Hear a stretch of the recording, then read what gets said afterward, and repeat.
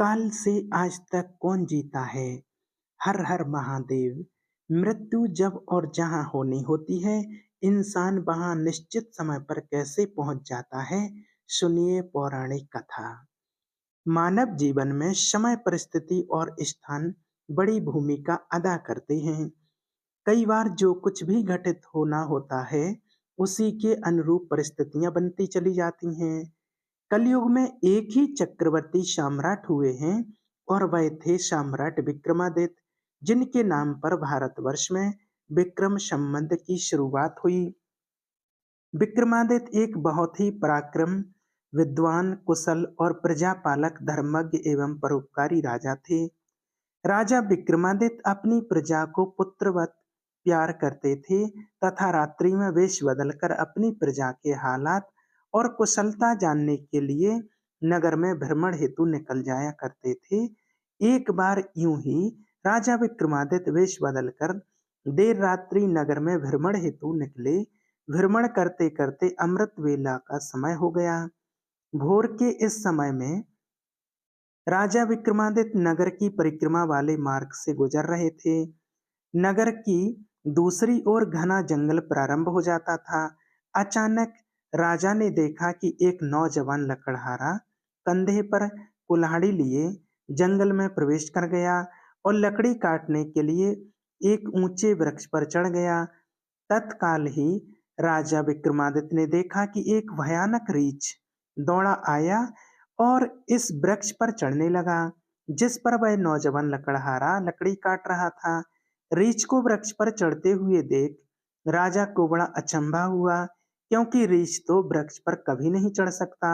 उस नौजवान लकड़हारे ने जब रीछ को अपनी ओर आते देखा तो उसके हाथ फूल गए। भय के कारण उसके हाथ से वृक्ष की टहनी छूट गई और पृथ्वी पर गिरकर उसके प्राण पखेरु उड़ गए। तब रीछ वृक्ष से नीचे उतरा और राजा के देखते ही देखते उसने एक सुंदर लड़की का रूप धारण कर लिया और जंगल के समीप ही स्थित एक कुएं की जगत अर्थात मुंडेर पर जाकर बैठ गई। राजा दूर खड़ा यह सब देख रहा था और सोच रहा था कि यह लड़की बना हुआ रीछ अब क्या करेगा। थोड़ी ही देर में राजा के दो सिपाही जो रात्रि को गश्त पर थे उधर आए और इत्तेफाक से दोनों सिपाही आपस में सगे भाई थे।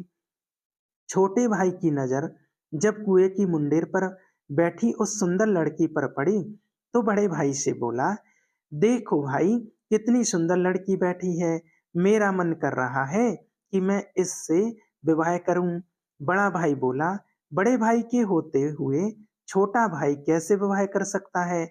बड़ा होने के नाते पहले बारी मेरी है, इसलिए पहले विवाह तो मैं ही करूंगा।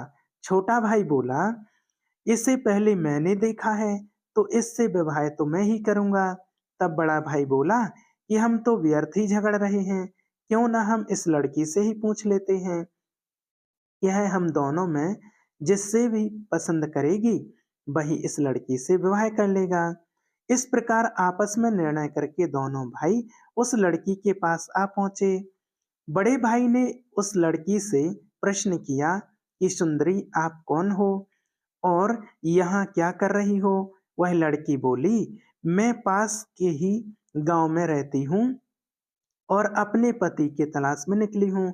छोटा भाई बोला, तुम्हारा पति कहाँ है?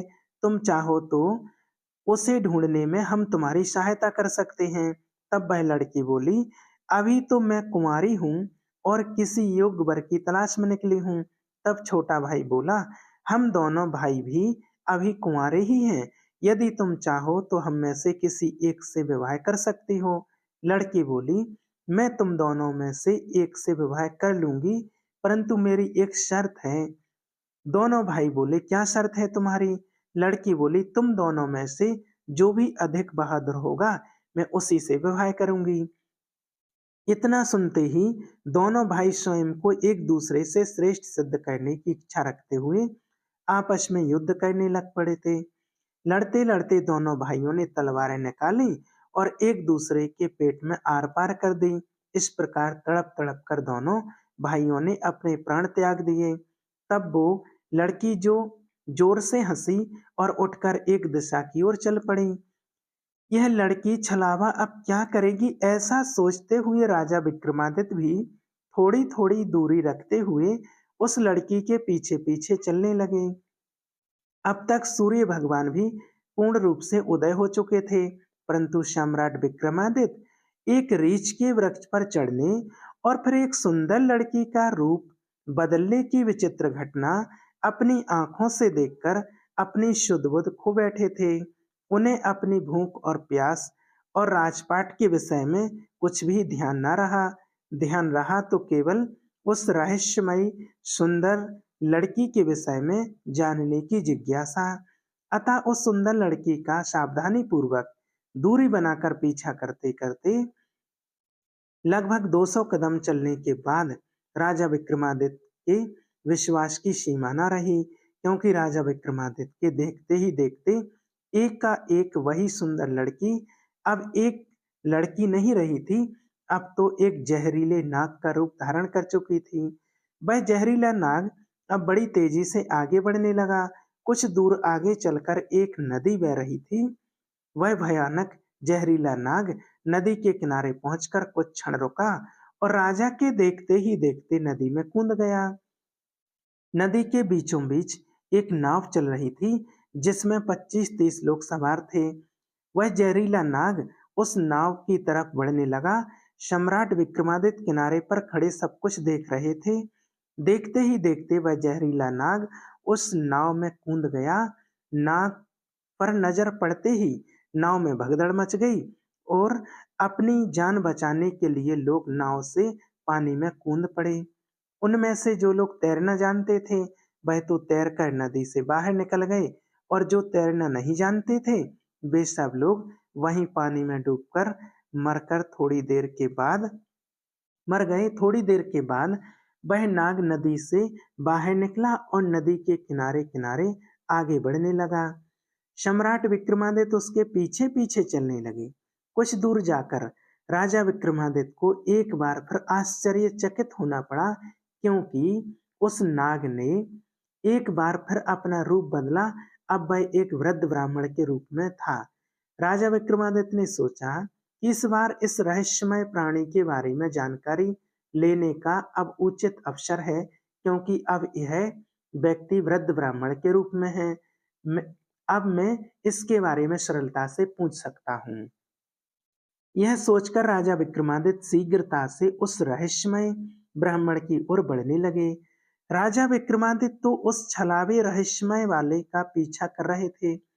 अब राजा विक्रमादित्य तेज तेज चलते हुए उस वृद्ध ब्राह्मण छलावे के सम्मुख पहुंच गए और उससे हाथ जोड़कर प्रणाम किया। वृद्ध ब्राह्मण ने भी हाथ उठाकर अभिवादन स्वीकार किया। तब राजा विक्रमादित्य ने उससे प्रश्न किया, आप कौन हैं? वह बोला, तुम्हें दिखाई नहीं देता, ब्राह्मण हूँ। राजा बोला, आप सत्य नहीं बोल रहे हो, आप ब्राह्मण तो नहीं हो। वह बोला, तो फिर तुम ही बता दो मैं कौन हूँ। राजा बोला, तुम वह नहीं जो नजर आ रहे हो।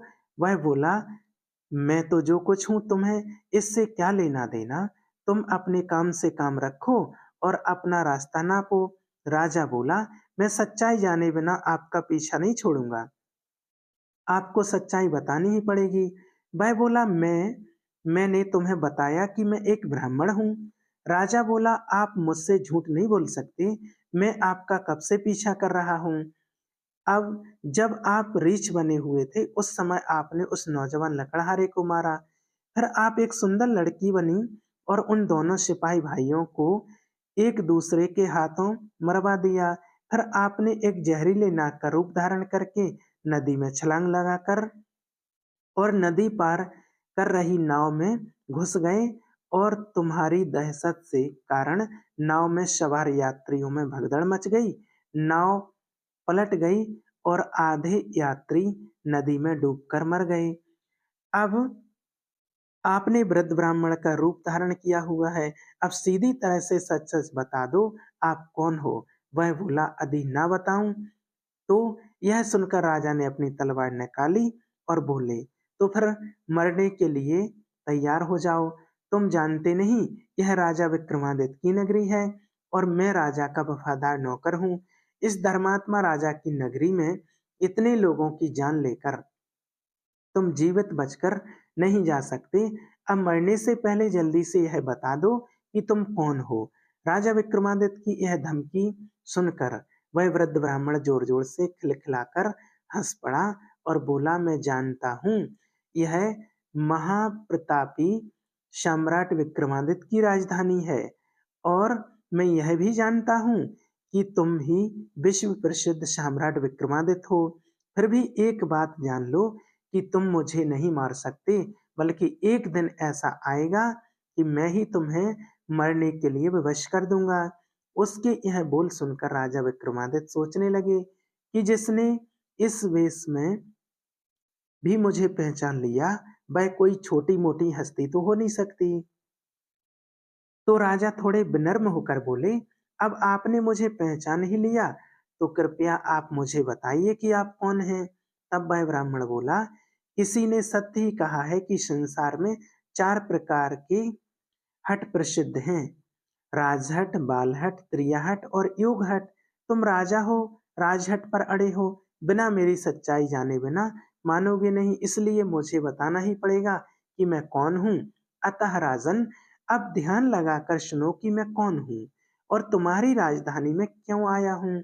तब उस वृद्ध ब्राह्मण ने बताना शुरू किया, हे राजन, मैं तुम्हें बताता हूँ कि मैं कौन हूँ।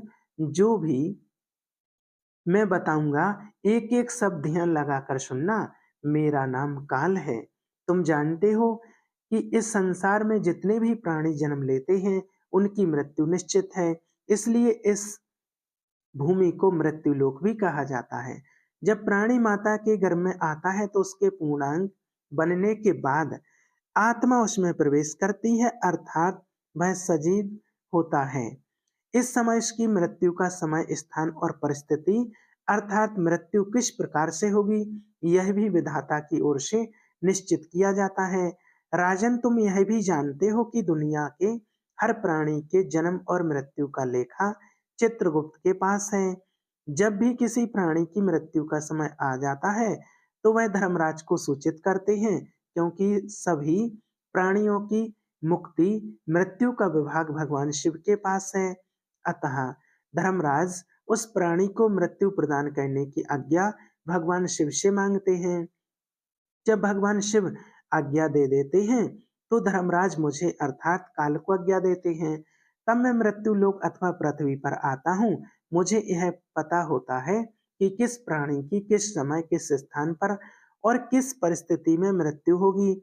मैं उस प्राणी को निश्चित समय पर इस निश्चय स्थान पर लेकर जाता हूँ अथवा पहुंचा देता हूँ जहां उसकी मृत्यु लिखी हुई है अथवा निश्चित है, और जिस प्रकार से उसकी मृत्यु लिखी गई है, मैं उस स्थान पर वैसे ही परिस्थितियों अथवा हालात बना देता हूँ। उस लकड़हारे को मैंने नहीं मारा। राजा विक्रमादित्य बोले, तो फिर तुम झूठ बोल रहे हो। मैंने स्वयं अपनी आंखों से देखा है। उस लकड़हारे की मृत्यु का कारण तुम ही थे।